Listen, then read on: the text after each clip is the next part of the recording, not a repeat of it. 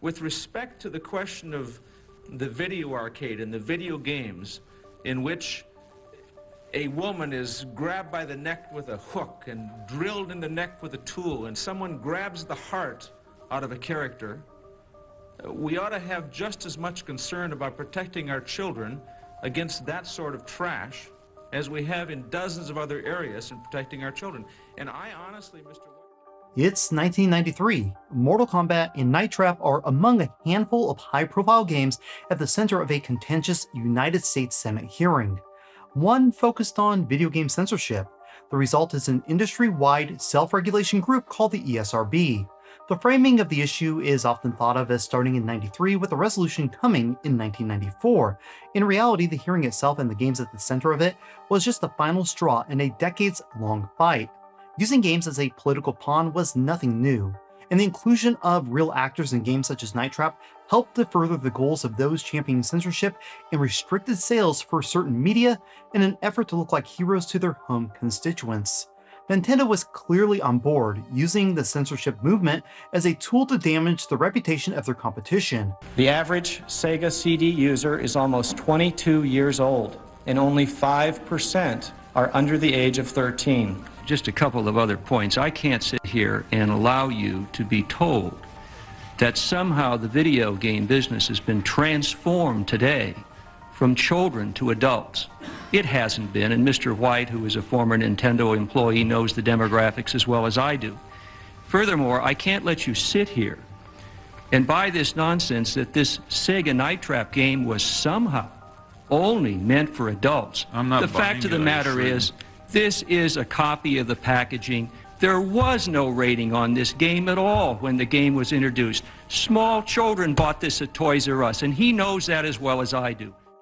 While the picture often painted is of other console manufacturers, including Sega, championing freedom of speech and expression for third-party publishers, resulting in youth delinquency and government involvement, this isn't exactly true. Nintendo controlled releases on their hardware using a strict seal of quality requirement, meaning that a publisher had to conform to their standards of acceptance or risk not having their game released for the system. We told the licensee that we would not allow that game on the market. We told him that he would told it that they would have to take off the word justifier, and we made a number of substantial changes to it, and we also told him we wouldn't approve this kind of packaging. The end result is that product is not yet out on the Nintendo platform. Sega was fairly easygoing with their licensed developers and proactive in self-regulation, notifying the public of potential controversial content in their games for their system. Technocop, Splatterhouse 2, and the first pressing of Night Trap disclosed on their boxes that these games were not suitable for children. While the final details resulting in the ESRB are clear, the story leading up to that point has seldom been told. This is Retro Impressions, censorship in video games prior to the ESRB.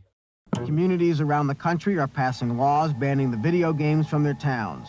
Brush fires, to say the least, but they are getting a lot of attention. In Massachusetts, California, New York, in New Hampshire, Rhode Island, and in Georgia. In each of these states, a town or towns has either restricted licensing or banned the games altogether. Why? Fear, rumors, tall tales of corruption and evil. Before the Senate hearings on violence in video games in December of 1993, Sega and Nintendo were keenly aware of certain controversial games, the negative publicity that accompanied them, and the fallout that would oftentimes result in increased sales at the expense of damaged reputations and increased regulation. In 1976, XCD released Deathrace in arcades. It allowed players to take control of a vehicle, earning points by running over gremlins. It played off the success of a cult movie by the same name, and quickly became the fastest-selling game in America, while filling newspapers with opinion pieces questioning what effect the violent game might have on the mental health of those who experienced it. While there was no research or control study groups to back these claims, articles would often cite doctors and other professionals to add urgency and validation to their position. The conversation surrounding the potential negative effect on the public would fill papers for the next year, and is the first instance of a video game's content coming under public fire in this manner. In 1982, Mystique released the infamous Custer's Revenge. The Atari 2600 game was created for the adult entertainment market, but that didn't stop its parent company, America Multiple Industries, from showing it to groups they felt might be most offended. They hoped to find one with enough influence that, if provoked just right, would net free nationwide publicity. In the game, the player controls a naked General Custer who has one goal: dodge a massive barrage of arrows while trying to make his way to a captive native girl so he can sexually assault her. It's an appalling game, even by today's standards, and its publisher knew it. The game debuted at the National Music, Sound, and Video Conference, with AMI inviting members of prominent women's groups and Native American tribes as special guests to preview the game before the show opened. The result was more than AMI had bargained for. This one, called Custer's Revenge, features a nude General Custer fighting his way past Indian arrows. You score the big points in this game by getting the general to rape an Indian woman tied to a stake. Well, if you look at what they represent, raping, racism, violence, pornography, militarism, all the worst kinds of things in society which we would like to eliminate. So I think that they're very detrimental. It's, the graphics aren't bad in the game. I wouldn't find it offensive. We urge people to go to the video stores, find out if they're selling those games, and urge them to stop. Groups opposed to the games are also organizing a letter-writing campaign to the federal cabinet and plan to picket some of the stores selling Custer's Revenge and other adult games. Protests led by these groups followed for the course of the conference, resulting in a ton of international free press, but of the wrong kind. A lawsuit with Atari followed, with the game being banned in Canada before it could release. It didn't stop there. The National Action Committee on the Status of Women continued to petition government officials trying to stop the sales of additional games by Mystique, and they succeeded. Beat 'em and Eat 'em, along with Bachelor Party, would also be banned in Canada the following year, with Mystique declaring bankruptcy shortly after. For most developers, the message was clear: be careful of the boundaries being pushed, because with free bad publicity comes action groups trying to impose their will by lobbying government officials. Sega and Nintendo both realized the situation as they entered the North American market and implemented a seal of quality that required developers to meet a number of standards in both content and quality before games could be released on their systems. This arrangement also ensured controversial games such as Custer's Revenge would never be associated with their brand. Though it was touted as a measure of quality control, that wasn't exactly the truth for either company. Nintendo, for their part, went to the extreme, censoring language, drug use, religious symbols, sensitive topics, lewd clothing, and anything that could be misconstrued as controversial when localizing games outside of Japan. Nintendo has video game guidelines which control game content, and we've applied these to every one of the more than 1,200 games released into the marketplace by Nintendo and its licensees.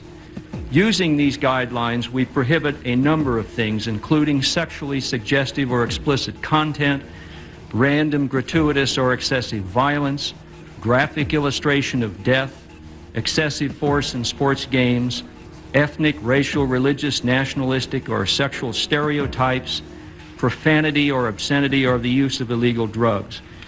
And over the last 8 years, these guidelines have kept an enormous amount of offensive material, including excessive violence, out of American homes. Sega took a slightly different approach, starting with the launch of the Mega Drive. This system was marketed to adults and gladly accepted games Nintendo would pass on, with a more relaxed standard as to what could pass as acceptable on their platform. Sega's first real test enforcing their standards came in 1990, when Razorsoft acquired licensing to port what was then considered adult-themed European computer games. Technocop would be their first release, and Sega knew the odds were good that the game would cause a stir.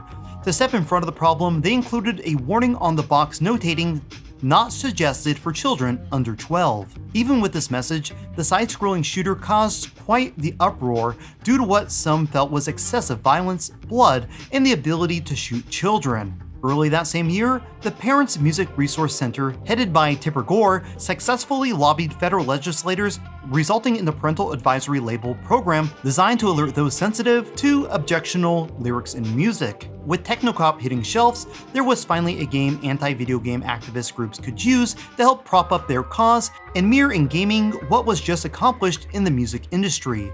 The spin machine went into overdrive, with articles appearing in newspapers nationwide telling stories of how children who played Technocop had a dramatic change in character and personality. A group called Parents Against Video Violence was even able to set appointments with federal lawmakers to discuss the creation of new laws to regulate and label the sales of these video games. To make matters worse, Razorsoft was rather flippant about the whole situation. "These people seem to think that violence of any means is bad. I loved Arnold Schwarzenegger in Total Recall and Clint Eastwood in Dirty Harry, but I have no desire to go out and shoot someone." Comments like these became the continuous feed of ammo these anti-video game groups yearned for to further their goals. With tensions already high, Razorsoft notified Sega of their intention to release the European classic Stormlord.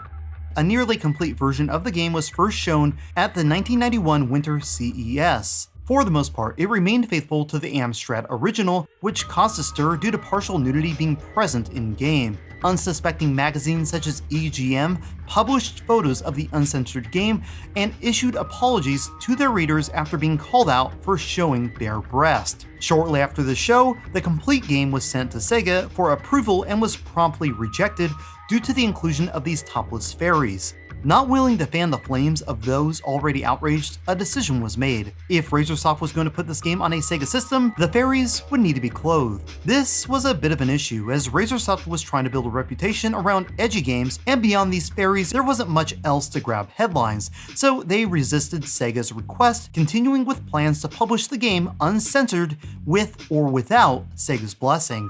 Sega would make many requests to review the revised and requested changes, but Razorsoft never sent them. They knew that by removing the nudity, Sega's upfront fee of $17 per cart, and the 30,000 cart order minimum, going forward with a censored release would most likely result in a financial loss or bankruptcy. Knowing Sega would terminate their contract due to their refusal to submit the changes, Razorsoft took matters into their own hands. In secret, they made the changes Sega requested, then proceeded to manufacture the game, box, and manual sleeves. In July of 1991, Sega terminated its licensing agreement with Razorsoft, citing breach of contract, notating Razorsoft's refusal to submit a corrected version of Stormlord for approval. With this notice in hand, Razorsoft shipped the game while filing a lawsuit against Sega for what they felt was anti-competitive business practices. Making sure not to burn too many bridges, they also sent out checks for any royalties that would have been due under what they still felt was a valid agreement. They also notified Sega of their purchase of the nearly complete Tongue of the Fat Man from the financially fledgling Metagenic.